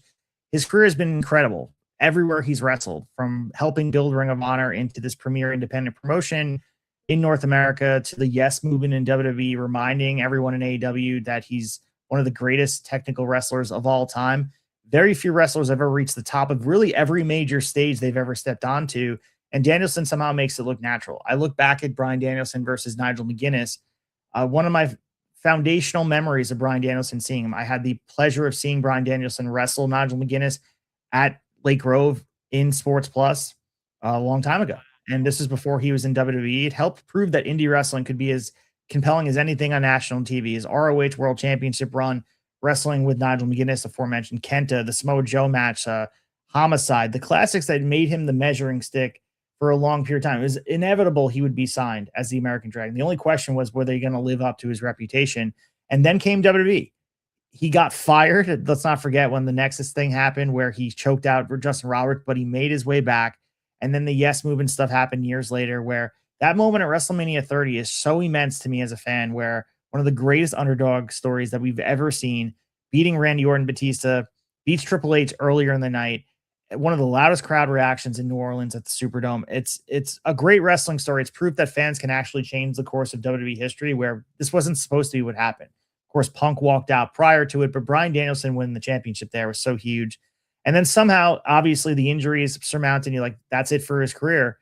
He went on to reinvent himself in AEW. He got another swan song here, and maybe he's done now because he's retired with the Jon Moxley match. But the matches with Kenny Omega we referenced, the incredible match with ZSJ, the Iron Man match against Maxwell Jacob Friedman, Will Ospreay, Swerve Strickland, a match with Okada where he wrestles injured there. The matches with Hangman Page before finally winning the AEW championship at the aforementioned All In against Swerve Strickland. He keeps adding layers to this, and what separates him from everybody is the versatility. And I also think for Bryan Danielson, his career represents kind of what ifs for some of these other guys that stepped outside the box and went to AEW and worked different styles. He is truly a guy who loves pro wrestling, and he's a dude who will go out there and put his body on the line. I imagine he probably will wrestle again. They never closed the book on it. I know he's retired, but from full-time competition, he's believable trading holds for 30 minutes as he is getting kicked in the face or throwing elbows. The match that he had with Lesnar at Survivor Series a few years ago, it was supposed to be AJ versus Brock. Bryan beats him for the title on SmackDown, so it winds up being Bryan versus Brock. So everyone go back and watch this match. Survivor Series champion versus champion, no title on the line. Brock Lesnar absolutely beats Bryan's ass for probably 10, 15 minutes. Bryan gets no offense in, and then he comes back, and he comes within inches of beating Lesnar, and the crowd is whipped up into a frenzy. Lesnar ultimately wins, but kind of was shocked by him coming back, earning respect. I honestly think Bryan Danielson can wrestle a broomstick for 30 minutes, and then people would like forget he's wrestling a broomstick and be like, that was a really good match. He's fantastic. He's incredible. I missed the him versus Kane stuff in his career, and I didn't love the way his WWE career ended. But this is also again like when I got back into it and I just learned of AEW, because I believe his final match in WWE was Roman, him, and Edge Yeah, for the title. And I he remember was like stacked. He was stacked at Mania. yeah, and I don't remember if Danielson took out Edge and then he turned and Roman beat him, but Roman stacked Danielson on top of Edge and then pinned them both technically. But then to go on and see what he did in AEW, and I felt like, and I think we used to talk about it on our AEW shows, we would get on the air and Bryan Danielson would have a huge match where he could have become the champion, and he didn't for a long, long time. I'm gonna guess you remember all of this, and I would say I was like, he not that he doesn't want to be champion, but for the story of wrestling and for these other wrestlers, he knows it's better not to be the champion right now because he's one of those guys who, again, as a great wrestler, you didn't need him to be the champion. Um, Yeah, I think for the title, there's rumor and innuendo he didn't want to win the championship. That he thought that the All In moment wouldn't be there, but I guess he couldn't. They couldn't resist doing that, and I think the way he probably was convinced is the legacy of the AEW championship, where having these guys on your lineage means a lot. Having a guy like Joe Twice, having CM Punk on that list, having John Moxley, having Chris Jericho, having a Bryan Danielson means a lot for a promotion that was in its early years. And this means a lot now down the line. And like, you don't need to put these legacy acts on, but Bryan Danielson, as short lived as that run was, had a great run where eventually it ended with John Moxley beating him. But the story with the Blackpool Combat Club and then eventually the Death Riders, one of the best pieces of storytelling that AEW has done. for sure. There was a moment in time in AEW where he had won X amount of matches in a row, but didn't he win with different pins every time or different Different, finishes? yeah, different submissions. He was beaten. Yeah. Absolutely sick. So He has a submission called the cattle mutilation that he never brought out. Maybe he did in a WWE ring like here and there, but they made a big deal of it where ZSJ does the cattle mutilation, which is a sick submission. Look it up. But he finds a way to beat you with different moves. And that's kind of part of his game. He is just learning on the fly and figuring out ways that makes him better. And he just loves pro wrestling. I think that's a common theme with some of these guys on my list is that they just live and breathe pro wrestling like we do as fans. yep. My number one, I think everybody knows this if you've seen me on The Hunt or everything. My number one is Finn Balor. Super simple pick for me. Again, I go back to it again 8 years ago, 9 years ago when I got back into wrestling. I was sitting at Buffalo Wild Wings and Raw was on, and I don't remember who he was wrestling, but he comes out, and it was the first time I had seen him do the whole entrance, and I was like, whoa, that was really cool. And then I remember going home and rewatching it, being like, okay, this guy's pretty sick. And then I had learned of his match where he dislocated his shoulder. That was against Rollins. Yeah, it was at SummerSlam. We keep going back to SummerSlam, but that was for the first ever Universal Championship. That's it. Okay. And I remember him putting his shoulder back in. And recently on a podcast with, I don't remember who it was, they were like, did you know? And he's like, I've never heard a sound like that in my life, he said. Yeah, he asked Rollins if you want to change the finish because he knew he was going to be out for a long period of time. And Rollins said, like, no, I guess we'll just do it like this. But I do believe that injury did affect his booking down the line because I think they looked at him as like, oh, you got hurt in the biggest moment. You'll never get a chance to be back. And he's had other shots at the title. He wrestled Roman in that crazy demon match. He wrestled Punk for the World Heavyweight Championship, but they've never given the ball and ran with it again. Hopefully they do that more. I know he's wrestling Sammy at SummerSlam for the number one contendership. Maybe they bring him back into the picture. Yeah. I'll never forget when he fought the Fiend. I don't know. I think it was against the Fiend. Is that when the ring fell apart? Do you remember that? And in the middle of the match, That was the Roman match, I think. That was like where yeah. he did the anime power up with all the lights went out and they played his theme. And they played his theme in the middle of the match. That was Yeah. crazy. But I remember his matchups with the Fiend and Bray Wyatt and how incredible that was because the Demon was afraid of the Fiend. It was fantastic. It was perfect wrestling. It was like horror wrestling, which was something that we needed. Leading into another Bullet Club member, then leading into the faction of what's it called? Judgment Day. Judgment Day, and kind of bringing up those wrestlers, kind of helping Dom get on screen a little bit more. Liv Morgan, who when I started watching wrestling was this cute little girl, now she's this smoking hot goth chick. Like it's I think all these things helped, and I love Damian Priest and the way he was able to help push Priest and get him more screen time. I think all those things worked. The turn on him from the Judgment Day and Logan Paul and all those things. I just think for me, Finn Balor is gonna be one of those people. I think I own like every one of his shirts. Another guy, I believe he had a good NXT run if I remember correctly, but I think I had to go back and rewatch that. I'm not 100% sure. Oh, he had 2 good runs. He had 2 great Okay. runs. He came back to NXT and had a second run, which was fantastic. Coming back out as the Demon at WrestleMania this year, the way that the paint goes for the Demon, the whole getup is just fantastic. Regular Finn Balor is also a champion wrestler. He also just looks like a superhero. The guy is just absolutely shredded. He just takes care of himself. So my guy is Finn Balor. Finn Balor is a good pick, and I also the original leader of the Bullet Club. Let's not forget the impact that that had in New Oh, Japan I Pro always forget Wrestling. that part. Prince Devitt was an icon. Again, this is another guy that they paid from the beginning, the NXT run, and then the original origin to win that title at SummerSlam was a really big deal at Barclays Center, which again in the building for that one. But my number one is Eddie Guerrero. He's absolutely my goat. To me, nobody has ever really been more of a complete wrestler. I know a lot of these guys have these different pieces. He could out wrestle anyone. He can outsmart anyone, kayfabe wise. He can make you laugh. He can make you mad. He can have the crowd hanging on by everything.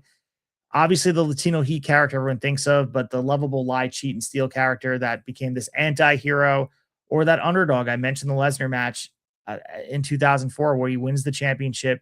He's authentic. The resume as well. I like to look at the longevity of careers. I know he passed away too soon, but already unbelievable. Before he even came to WWE, he was putting on classics in Japan as Black Tiger. He was stealing shows in ECW with Dean Malenko and helping redefine cruiserweight wrestling in WCW against the likes of, as the aforementioned Rey Mysterio, the aforementioned Chris Jericho, Benoit. We talked about Dean Malenko. He proved that smaller wrestlers could be every bit as captivating as the heavyweights, paving the way for an entire generation of wrestlers that followed. The matches with Rey Mysterio, not only in WCW, but in WWE, were everything that I love about pro wrestling. His WWE Championship victory at No Way Out 2004 is one of my favorite moments that I've seen.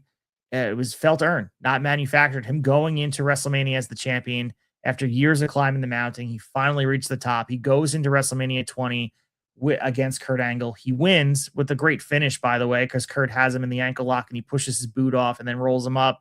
And then the celebration that's largely lost time because of Chris Benoit and all the tragedy that happened there. One of the more iconic closing images in wrestling history between the two of them. The matches with Kurt Angle, the matches with Edge, JBL, RVD, even his tag work with Chavo's Los Guerreros showcased every side of his game. There's a great conversation where Eddie Guerrero got released because he was utilizing drugs and he didn't pass the wellness test and he was released.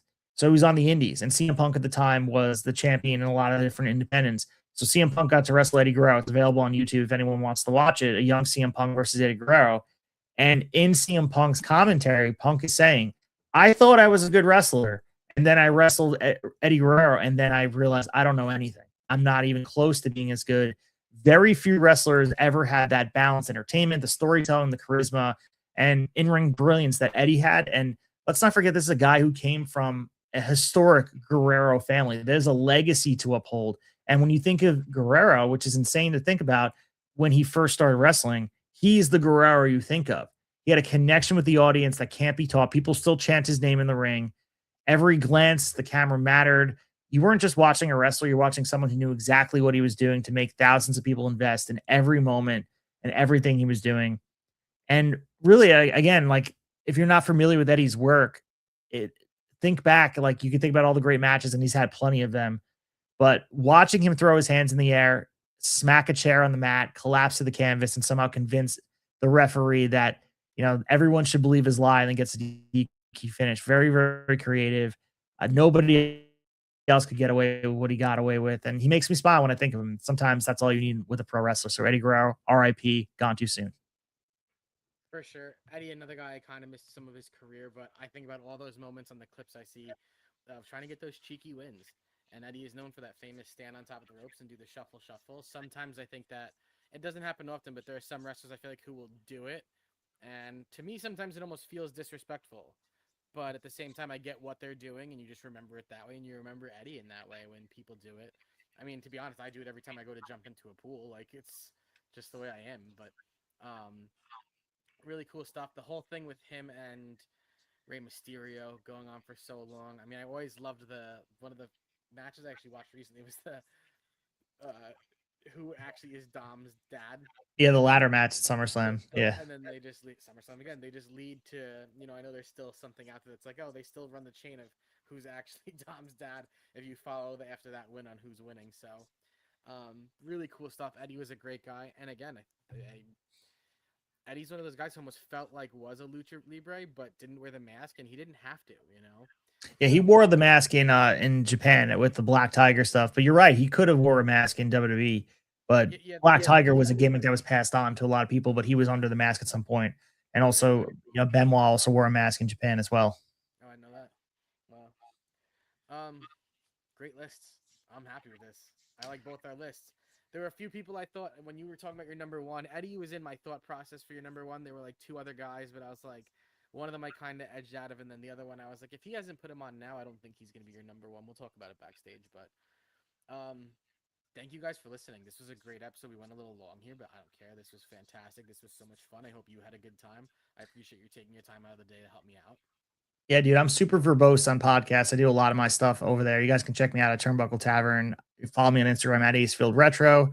I drop my solo show, Wrestling Tonight, Wrestling News, usually dropping on Tuesday mornings. We dropped 3 episodes last week. We had a jam-packed megasode that was about SummerSlam preview. So if you're looking forward to SummerSlam this weekend, or maybe you didn't watch all the build, go and check it out. We recorded late on Sunday night, so we have all you need to know about SummerSlam. And also check out all the wrestling news over there. You guys can join our Patreon, patreon.com/the Turnbuckle Tavern. It's $2.99 a month, get you access to the exclusive Facebook group. You can join a group of pro wrestling fans. We have a fantasy AEW picks league where we keep score every week of AEW picks. And there's a leaderboard we reset, crowning our champion after All In. So hop in there. If you don't know any wrestling fans that are out in real life, come make some real friends that are all over the place. We got international people. We got people all across the United States. And you have access to the shows early and check out the videos. It's not just me, the flagship, which is the Two Bad Chads, recording every single week on Thursday with about AEW Dynamite and everything happening. They're going to give their reaction to Redemption, and spoiler alert, they're not too happy with the booking decisions. I know a lot of them are upset that Tekla lost the women's championship to Willow. I happen to disagree. I think Willow and Mercedes is going to be a good match, and their history speaks for itself. But also the Raw Down is our WWE exclusive show. Jay Bugs, who was on the show with me for the megasode, he's also recording with Marco for the Raw Down. So we have a lot of stuff going on over there. So if you're looking for some wrestling friends, come join the Patreon with the Turnbuckle Tavern.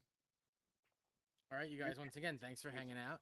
I'm going to try and drop another episode of this week. It's going to be a little hard because of my schedule, but I'm glad Steve was able to take the time out of the day to come join us. I hope you enjoyed our lists. If you're watching back, send in your lists. Tell us what you hated about ours. Tell us what you loved about ours. And that's all I got for you guys. You got anything else to say? Viva La Raza, everybody. Viva La Raza. Have a good one, guys.